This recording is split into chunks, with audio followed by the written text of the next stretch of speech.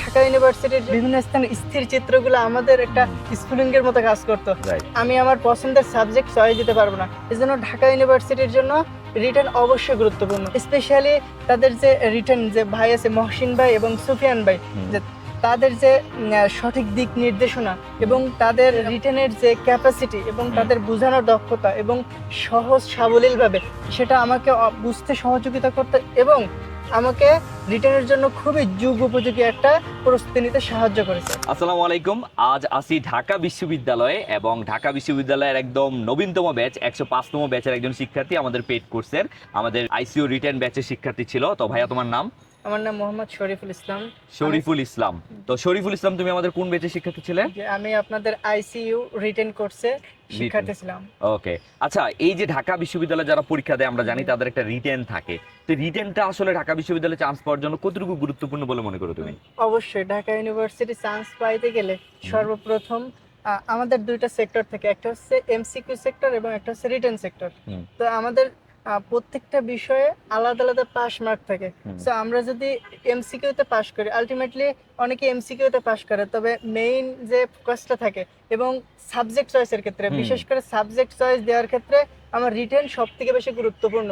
কারণ রিটেনে যদি আমার মার্কস কম থাকে, আমি যদি আমার শর্তগুলো পূরণ করতে না পারি, তাহলে আলটিমেটলি আমি আমার পছন্দের সাবজেক্ট চয়েস দিতে পারবো না। এজন্য ঢাকা ইউনিভার্সিটির জন্য রিটেন অবশ্যই গুরুত্বপূর্ণ এবং রিটেনের জন্য অবশ্যই ভালো প্রস্তুতিরও প্রয়োজন এবং গঠনমূলক প্রস্তুতি লাগবে। রাইট, তাহলে তুমি যে তোমার রিটেন প্রস্তুতিটা নিয়েছিলে সেটা কিভাবে এবং কোথা থেকে নিয়েছিলে? অবশ্যই আমার রিটেন প্রস্তুতির জন্য আই এডুকেশন খুবই গুরুত্বপূর্ণ ভূমিকা পালন করছে। স্পেশালি তাদের যে রিটেন যে ভাই আছে মহসিন ভাই এবং সুফিয়ান ভাই, যে তাদের যে সঠিক দিক নির্দেশনা এবং তাদের যে রিটেনের যে ক্যাপাসিটি এবং তাদের বোঝানোর দক্ষতা এবং সহজ সাবলীলভাবে সেটা আমাকে বুঝতে সহযোগিতা করতে এবং আমাকে রিটেনের জন্য খুবই যুগ উপযোগী একটা প্রস্তুতি নিতে সাহায্য করেছে। আচ্ছা, তুমি হচ্ছে কোন কলেজের শিক্ষার্থী ছিলে? আমি খুলনা এমএম সিটি কলেজের শিক্ষার্থী ছিলাম। বাহ, তুমি খুলনা এমএম কলেজ সিটি কলেজের শিক্ষার্থী ছিলে। তো তোমার যারা খুলনার এবং হচ্ছে ওই এমএম সিটি কলেজের যারা জুনিয়র আছে, যারা এই বছর ঢাকা বিশ্ববিদ্যালয়ে পরীক্ষা দিবে, তাদের উদ্দেশ্যে তোমার কি দিক নির্দেশনা? আমার জুনিয়র যারা আছে, স্পেশালি আমার কলেজের যারা জুনিয়র আছে এবং আমার খুলনা বিভাগের, অবশ্যই আমি খুলনা থেকে উঠে আসছি যেহেতু আমার মাতৃভূমি, তো তাদের জন্য আমার উপদেশ থাকবে তারা যেন আই এডুকেশনের আইসিইউ ব্যাচের যে ইংরেজি রিটেনটা আছে সেটা তারা ভর্তি হবে এবং সেখান থেকে তারা, আমি মনে করি তারা আশানুরূপ ফলাফল পাবে। এবং আমার যে জুনিয়র তাদেরকে বলবো যে রিটেনের জন্য খুবই সুন্দরভাবে এবং একটা গঠনমূলক আসলে হচ্ছে যে রিটেনটা হচ্ছে স্পেসিফিক বিভিন্ন বছর বিভিন্ন কোশ্চেন হয়ে থাকে, আবার হচ্ছে প্যাটার্নটাও ভিন্ন থাকে।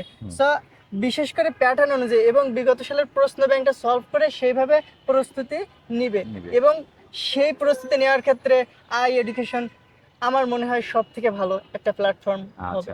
তুমি বর্তমানে ঢাকা বিশ্ববিদ্যালয়ে কোন ডিপার্টমেন্টে পড়াশোনা করছো? আমি বর্তমানে ঢাকা বিশ্ববিদ্যালয়ে ইসলামিক হিস্ট্রি কালচার ডিপার্টমেন্টে অধ্যয়নরত আছি। আচ্ছা, আজকে তো ঢাকা বিশ্ববিদ্যালয়ের জন্মদিন, 106তম জন্মদিন। তো এই যে ঢাকা বিশ্ববিদ্যালয়ে তুমি চান্স পেলে, তোমার অনুভূতি কেমন? অবশ্যই এই অনুভূতি আসলে ভাষায় প্রকাশ করা যায় না।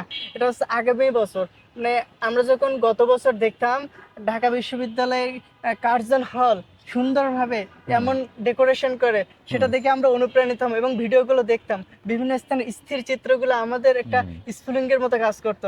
আজ আমরা এখানে বসে প্রত্যক্ষ করছি, আসলে এই অনুভূতিটা ভাষায় প্রকাশ করা অসম্ভব। রাইট।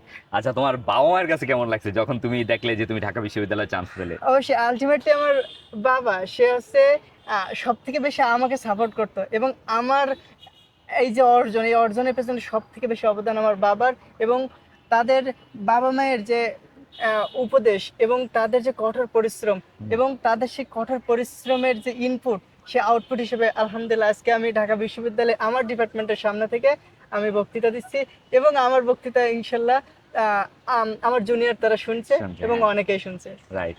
তো তোমার শেষ মানে হচ্ছে তুমি পরবর্তীতে নিজেকে কোথায় দেখতে চাও? ইচ্ছা আছে, অবশ্য সেভাবে প্ল্যান করা হয়নি যে কোথায় যাব, তবে বিসিএস এর দিকে বেশি মনোযোগ এবং ইনশাল্লাহ একদিন ভালো একটা ক্যাডার হওয়ার ইচ্ছা আছে। আচ্ছা, তো ঠিক আছে। তোমার নাম যেন কি বলছো? আমার নাম মোহাম্মদ শরীফুল ইসলাম। তো ধন্যবাদ শরীফুলকে, যে আমাদের হচ্ছে ঢাকা বিশ্ববিদ্যালয়ে রিটেন কোর্সে ছিল এবং বর্তমানে সে ঢাকা বিশ্ববিদ্যালয়ের একজন শিক্ষার্থী। এরকম অগণিত শিক্ষার্থী প্রতি বছর এডুকেশন থেকে তাদের স্বপ্ন ঢাকা বিশ্ববিদ্যালয়ে চান্স পেয়ে থাকে। তো তোমরা যারা ঢাকা বিশ্ববিদ্যালয়ে চান্স পেতে চাও, শরীফুলের মতো একজন ঢাবির শিক্ষার্থী হতে চাও, তাদেরকে আমাদের ডিইউ আইসিইউ ব্যাচে ভর্তির জন্য সাদরে আমন্ত্রণ জানাচ্ছি। সবাই ভালো থাকো, সুস্থ থাকো।